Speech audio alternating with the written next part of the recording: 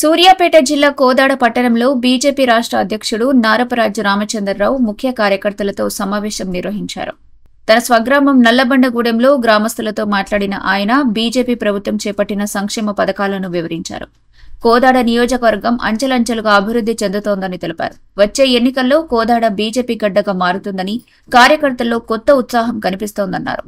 Congress party ration కార్డుల పంపిణీని నాటకీయ పరిణామంగా అభివర్ణించారు. బీజేపీ ప్రభుత్వం రవాణా వ్యవస్థను వేగంగా విస్తరిస్తోందని, వికసిత్ భారత్ వికసిత్ బడ్జెట్తో దేశ అభివృద్ధి వేగవంతమవుతోందని చెప్పారు. స్వదేశీ సాంకేతికతతో పాకిస్తాన్ దాడులను ఎదుర్కొన్న ఘనత బీజేపీదేనని, 150 దేశాలకు ఉచితంగా వ్యాక్సిన్ అందించిన ఘనతను గుర్తు చేశారు. పౌర సరఫరాలో బీజేపీ ప్రభుత్వం రేషన్ పంపిణీలో ప్రధాన పాత్ర పోషిస్తోందని అన్నారు. రేషన్ కార్డు ఏదైతే ప్రభుత్వం ఇస్తుందో అది కేవలం నాటకం మాత్రమే అనుకుంటున్నాను. గత ప్రభుత్వం 10 సంవత్సరాలు రేషన్ కార్డు ఇవ్వలేదు. ఈ ప్రభుత్వము ఏడాదిన్నర తర్వాత ఇప్పుడు మేల్కొని ఏదో రేషన్ కార్డు ఇస్తామని చెప్తున్నారు.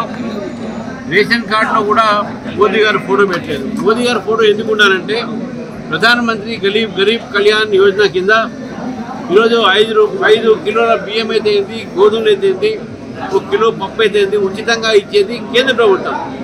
మళ్ళీ కేంద్ర ప్రభుత్వం ద్వారా ఈ సబ్సిడైజ్ సంబంధించినటువంటి ఫుడ్ గ్రెయిన్స్ కానీ ఫ్రీ ఇచ్చేటువంటి ఫుడ్ గ్రెయిన్స్ ఉన్నప్పుడు నిధులన్నీ నరేంద్ర మోదీ గారు ఇచ్చినప్పుడు నరేంద్ర మోదీ గారి బొమ్మ పెట్టాల్సిన అవసరం ఉన్నది. ఇది ఒకటి. రెండోది, ఇది ఏదో ఒక ఈవెంట్ లాగానే ఏదో గ్రామాల్లో 10 రేషన్ కార్డు పంచడంలో అర్థం లేదు. తెలంగాణలో ప్రతి అర్హుడికి రేషన్ కార్డు ఇవ్వాలి. ప్రతి అర్హుడికి ఆల్ బెనిఫిషరీస్, ఎలిజిబుల్ బెనిఫిషరీస్ అందరికీ రేషన్ కార్డులు ఇవ్వాలి.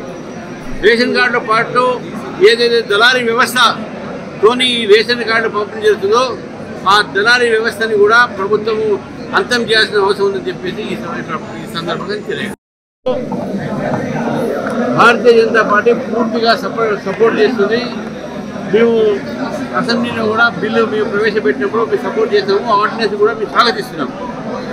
కానీ ఆ 42%లో 10% ముస్లింలకు రిజర్వేషన్ ఇస్తే దాన్ని భారతీయ జనతా పార్టీ వ్యతిరేకిస్తుంది.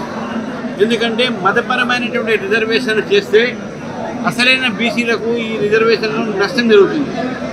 రెండోది, ప్రభుత్వము 42% మేము అమలు పరచలేము అనేటటువంటి అనుమానం చెప్పి భారతీయ జనతా పార్టీ మీద అబండారీత ప్రయత్నం చేస్తూ ఉంది. ఈ ప్రభుత్వ బాధ్యత, బిల్లు తెచ్చింది వాళ్ళు, ఆర్డినెన్స్ తెచ్చింది వాళ్ళు, మేనిఫెస్టోలో చెప్పింది వాళ్ళు.